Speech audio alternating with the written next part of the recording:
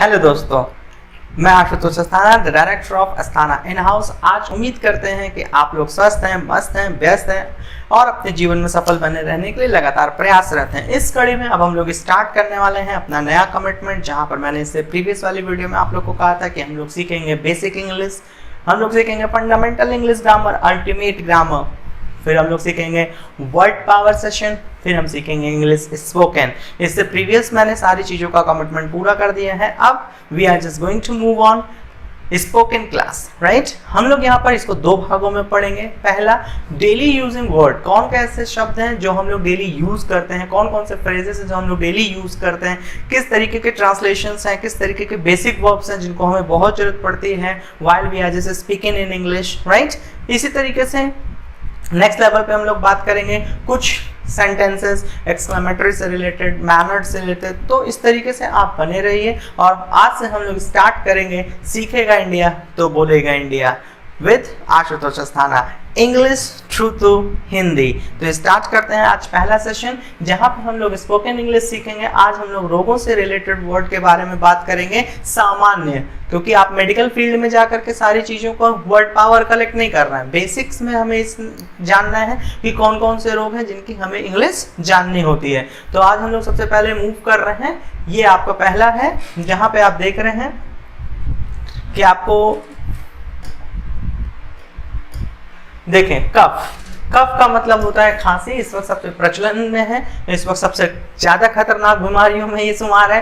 Cancer से भी बड़ा रोग आज की डेट में खांसी, जुकाम, सर्दी, बुखार है। तो आप COUGH कफ, कफ का मतलब खांसी याद रखिएगा। मेरे साथ 3 बार आप बोलेंगे, 3 बार मैं बोलूंगा। जितना भी स्पोकन क्लास हम लोग कंप्लीट करेंगे, वर्ड पावर की क्लास कंप्लीट करेंगे, चाहे क्विज कंप्लीट करेंगे, चाहे हम लोग पिक्चर के माध्यम से वर्ड पावर ढूंढने की कोशिश करेंगे, चाहे हम फिल इन द ब्लैंक्स करने की कोशिश करेंगे, चाहे हम मैच करने की कोशिश करेंगे, इन सभी चीज़ों में आपको इस चीज़ का ध्यान रखना है कि मेरे साथ कनेक्ट रहने के साथ साथ अपने दोस्तों को इस सब चीज़ों को शेयर करने के साथ साथ हम दोनों लोग एक दूसरे के लिए 3 बार एक शब्द को रिपीट करेंगे, जिससे वो आपके दिमाग तक, आपकी समझ तक, आपकी मेमोरी में पूरी तरीके से फीड हो जाए। तो COUGH कफ, कफ का मतलब खांसी, खांसी मतलब कफ, कफ मतलब खांसी।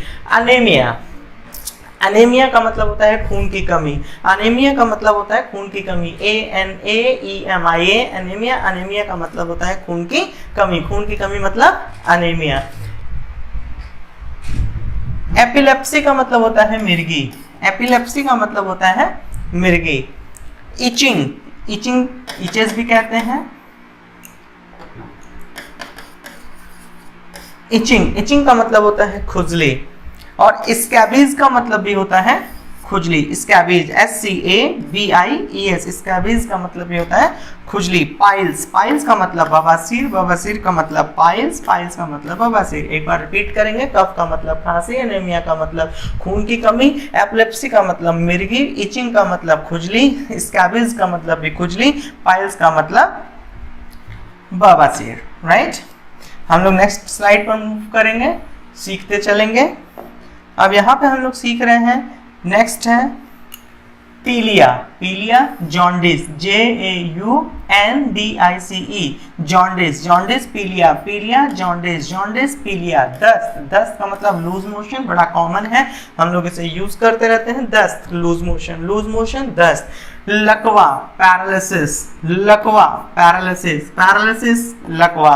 कब्ज, कॉन्स्टिपेशन, एक साथ इसको पढ़िए, कॉन्स्टिपेशन, कॉन्स्टिपेशन, कब्ज, कब्ज, कॉन्स्टिपेशन, कॉन्स्टिपेशन, कब्ज। गलसुआ, गलसुआ गले में जो रोग होता है उसे हम लोग गलसुआ कहते हैं। गलसुआ। टॉन्सिल, जब सबसे लास्ट में आप देखते हैं ना कि यहाँ पे एक उभार सा होता है, उसको हम टॉन्सिल कहते हैं। जब हम पानी वानी पीते हैं तो गड़ने लग जाता है, उसको हम कहते हैं टॉन्सिल, टॉन्सिल्स, गलसुआ। लकवा, पैरालिसिस, पैरालिसिस, लकवा।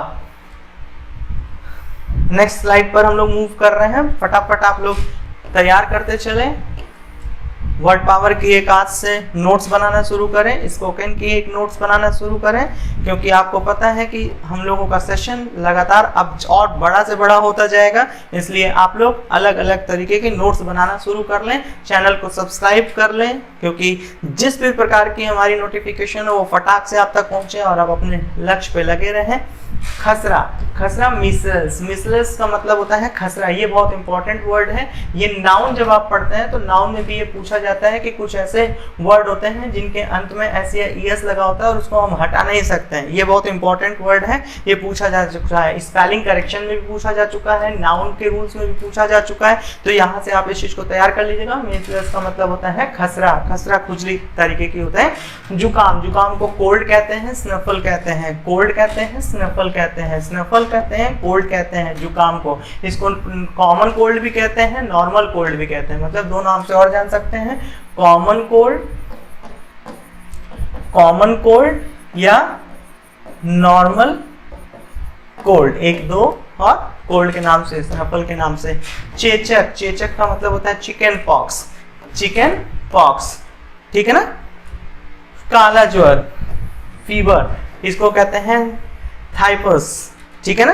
टाइफस का मतलब होता है काला ज्वर।